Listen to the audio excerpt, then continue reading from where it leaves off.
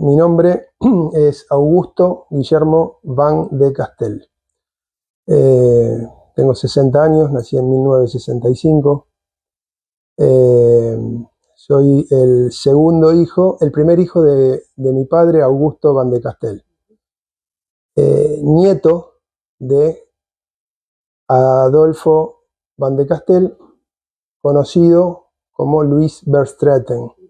Don Luis, así le llamaban, yo no lo conocí, nació en Waregem, una ciudad que está cerca de Brujas, de la ciudad de Brujas, de Bruges, en la parte norte de Bélgica, en la región de Flandes, en 1869. Trabajó en una fábrica de telares, era sobrestante de telares, era como un encargado, un jefe de mantenimiento. Ese trabajo de sobrestante en esa fábrica de telares le dio conocimiento de mecánica, conocimientos de engranajes, y con todo eso se empezó a dedicar a la relojería. La primera relojería la pone en la ciudad de Rentería, en el País Vasco. Tengamos en cuenta dónde estamos parados, ¿no? Fines del siglo XIX, Europa convulsionada. Bélgica en ese momento toma un papel preponderante en la guerra, en evitar el paso del ejército prusiano a Francia.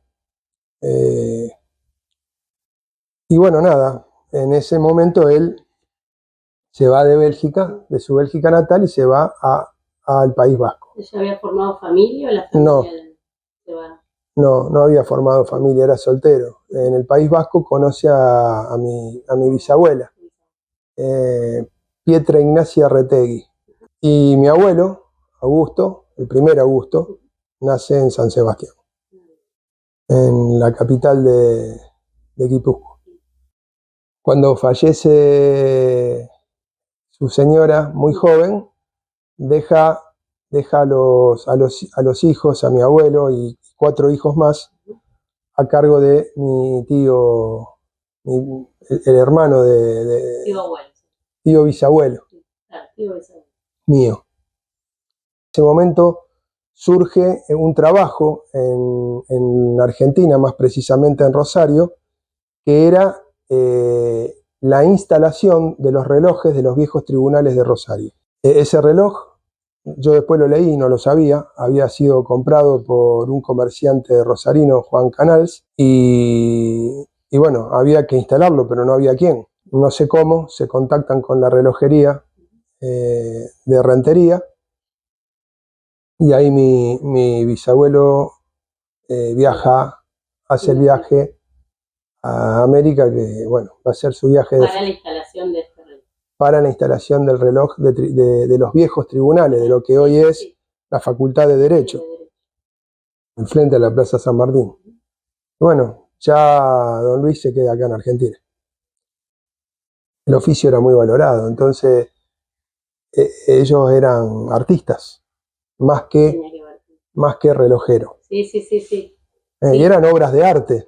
Yo me acuerdo verlo a mi padre bruñir un bronce hasta que quedara a espejo. Y eso era una piecita dentro del reloj. Y lo hice yo también. Es difícil de entenderlo hoy, porque se perdió esa... Sí, la mano en la pieza. Y ese amor por el trabajo. O sea, hoy uno trabaja para subsistir, pero no para perdurar. Era un poco la visión que tenían estos inmigrantes, ¿no? Así que bueno, viene acá a Rosario, instala el reloj de tribunales y acá se queda. Ahí empieza la historia de mi abuelo. Mi abuelo Augusto, el primero de los Augustos, somos 4. Nace en San Sebastián, se trata de ordenar sacerdote, y también no se puede ordenar por una enfermedad congénita que después termina con su vida, digamos. Él fallece de un ataque al corazón y sufrió una enfermedad congénita cardiovascular. Eso hace que mi abuelo no sea parte de la relojería, nunca lo fue. Tu abuelo, claro. Mi abuelo Augusto. Sí. Mi abuelo Augusto nació en San Sebastián. La conoce a mi abuela, que era aragonesa, en San Sebastián. También estamos hablando, mi papá nace en el año 38, mi tío Adolfo, que se llamaba igual que el abuelo, Sí. en el año 28. Estamos hablando también de una época convulsionada para España y sobre todo para el País Vasco, porque el País Vasco fue uno de los que más sufrió la guerra civil española. Ahí empieza la historia de mi familia. El abuelo Augusto trabajaba en un cortijo, era capataz del cortijo. Por cuestiones de pensamiento, confrontados con los pensamientos de ese momento en España, en el cual estaba el general Franco, él tiene que abandonar España en forma abrupta y con peligro de vida de él y de su familia. Así que bueno, van en busca de su abuelo, de su padre, que no sabía dónde estaba. Él lo había criado, había quedado al cuidado de su tío Bernardo, y Bernardo había fallecido en la guerra del 14, con lo cual era todo una incógnita. Su padre estaba en Argentina, pero no lo había Estaba en Argentina, supuestamente estaba en Rosario. Y ya no se llamaba Adolfo, se llamaba Luis, para buscarlo. Bueno, lo encuentran y bueno, ahí empieza, digamos, la historia de la relojería ahí en ese lugar. En el año 33 se inaugura la Plaza Bélgica. Ahí hacen una reunión en la plaza, inauguran, y ahí se inaugura también la colocación del primer reloj de 4 cuadrantes, modelo, era el modelo que había importado mi bisabuelo de Francia. Porque Rentería, que era donde estaba la relojería en el País Vasco, está muy cerquita de Francia. Está a kilómetros, ni 10 kilómetros. Entonces la relación que había entre los vascos y los franceses era muy cercana en cuanto a comercio. Y evidentemente don Luis era muy buen comerciante. El reloj de Plaza Bélgica se inaugura Plaza Bélgica, se inaugura ese reloj, que fue el prototipo de todos los otros relojes que se pusieron en los cruces de avenida. Por ejemplo, acá sobre Boulevard Oroño tenemos uno en 27 de febrero y tenemos uno en Pellegrini. Ahí don Luis se pone en contacto con una fábrica de premoldeados muy importante de la ciudad de Rosario, no sé si sigue estando, creo que no, Facar.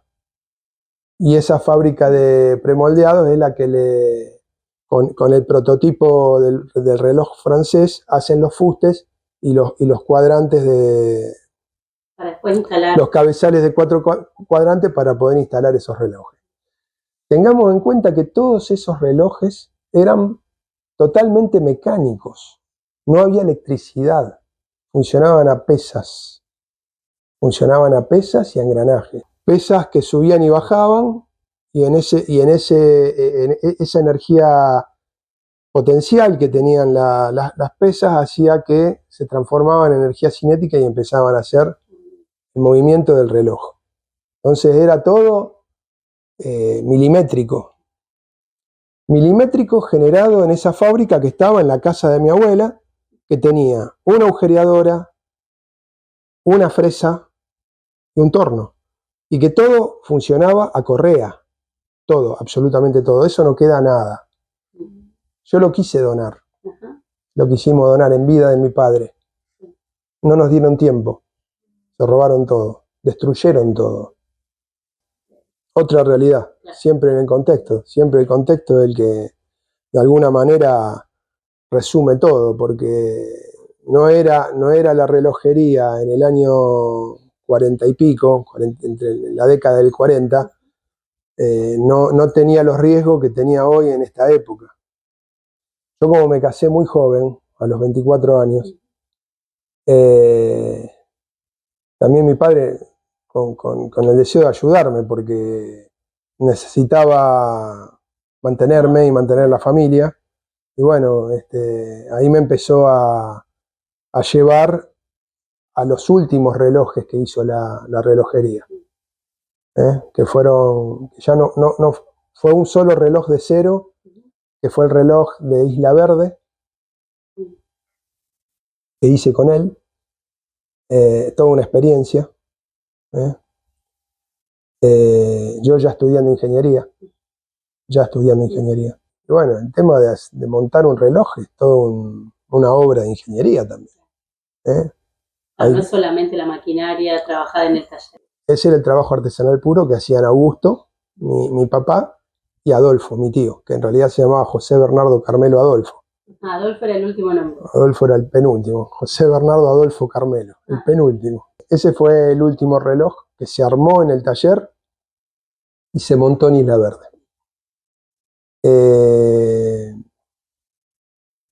Y después tuve otros dos relojes que lo ayudé a mi papá, que fue el reloj de María Auxiliadora del colegio, donde está el Colegio San José, Salta y Presidente Roca.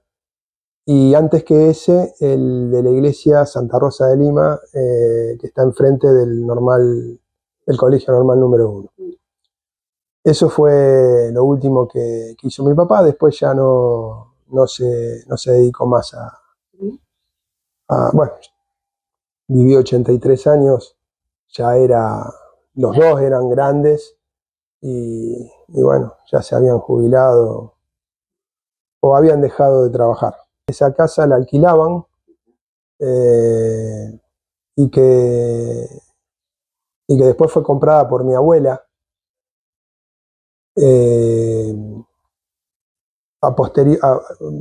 posteriormente al fallecimiento de Adolfo Van de Castel, de Don Luis. Sí.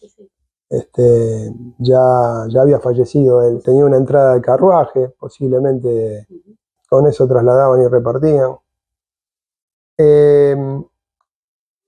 Hay un pedazo de la historia que yo después también lo hice, que son dos relojes que hizo, dos relojes que montaron el ayudante de mi bisabuelo. Tenía un ayudante porque claro, hay un tema acá. Mi abuelo Augusto falleció muy joven. Falleció a los 50 años, en Rosario. Tenía ese problema congénito y falleció por eso. Mi abuela queda viuda muy joven. Muy joven.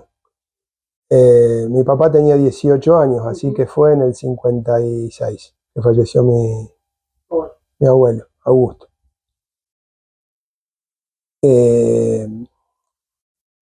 ¿Cómo seguía eso? Había quedado un ayudante que se llamaba Alejo, es lo único que sé, no sé más de... Y Alejo, mi tío y mi viejo, mi papá, empezaron a hacer algunos trabajos de relojería. Tengo fotos de mi padre, por ejemplo, en la Basílica de Luján. Y también sé, eso me lo contó mi papá y después yo fui a verlo, que habían puesto dos relojes en Catamarca. Uno en Belén, en la ciudad de Belén, y otro en la ciudad de Andalgalá. Están en la plaza principal de Belén y en la plaza principal de Andalgalá.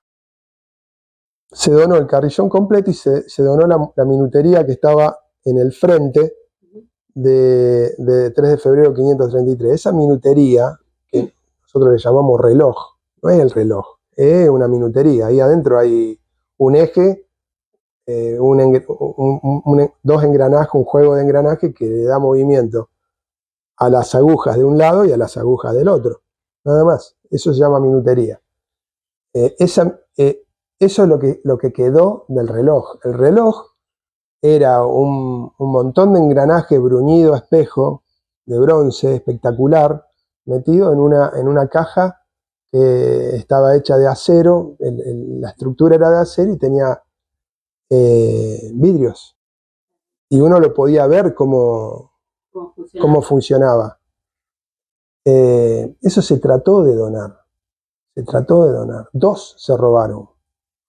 No se robaron 2, se destruyeron 2.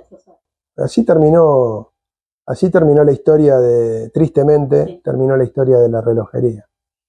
Y bueno, ahí tomamos la decisión con mi papá, ya muy enfermo y ya en sus últimos días, de donar lo que quedara antes que no quedara nada. Ahí vivía mi abuela y mi tío, Adolfo, y mi tía Telma. Bien. O sea, que no tuvieron hijos. ¿Son hermanos de tu papá? Adolfo es el hermano de mi papá, mi tío, y mi tía Telma, la señora.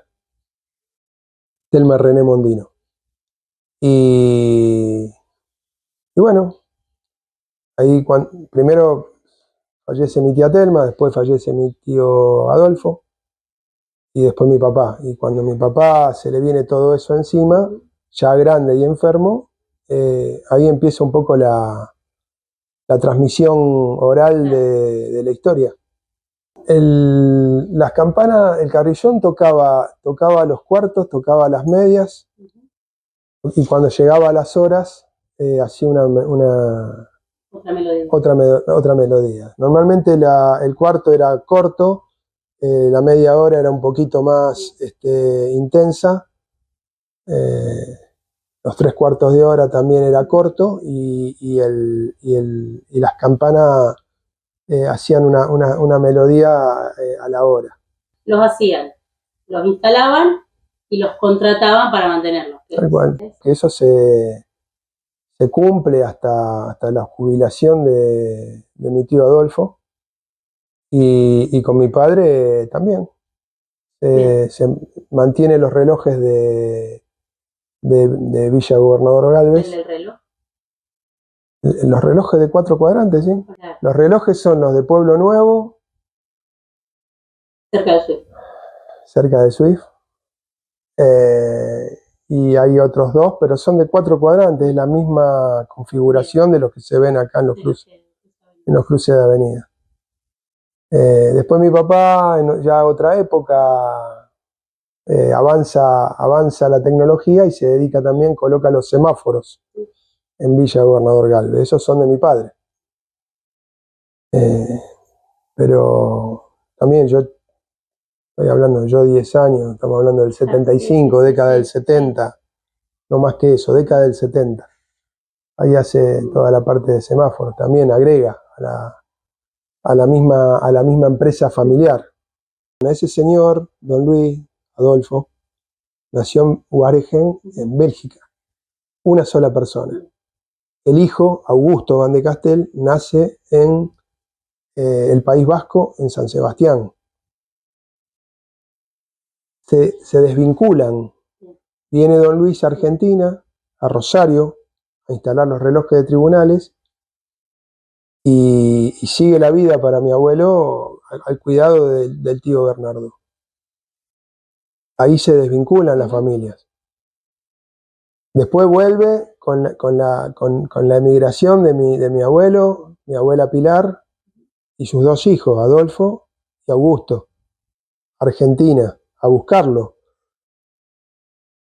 Hablemos con todas las letras. Se van de España, claro, huyen de España. Sí, lo preguntaste. Y acá a algún lugar, a buscarlo al papá. Bueno, lo encuentran el papá. Después supongo de escarbar bastante, ¿no? Lo encuentran el papá y acá empiezan otra vida.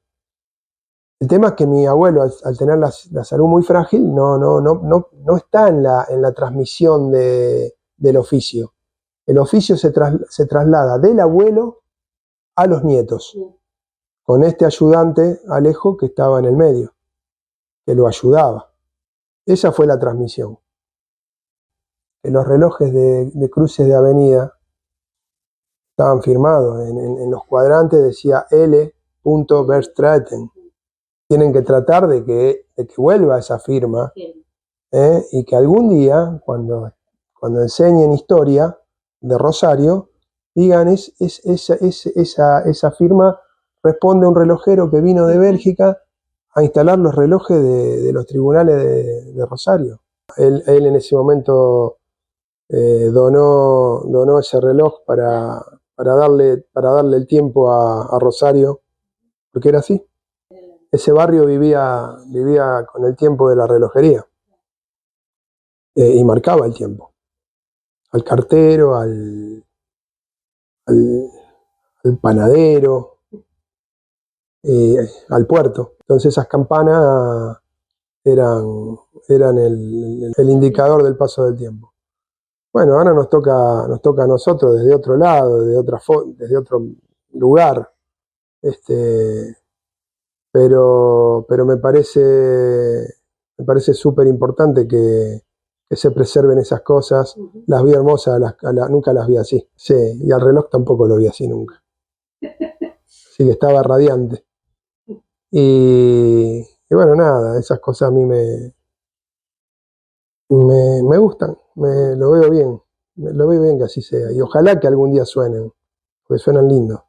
Cada campana tiene una nota, entonces algún músico puede armar con esas notas esa melodía. Lo van a poder hacer. Y hacerla funcionar, obviamente, en forma eléctrica, ¿no? Claro, no. Que un motor eléctrico haga el movimiento del badajo para que genere la melodía. Pero yo creo que sí, que se puede hacer. A mí la melodía la tengo en la memoria, ¿no? La familia quería esto, y yo soy depositario de ese deseo. Así lo traslado. Y me parece bien que estén en el museo, el mejor lugar donde pueden estar.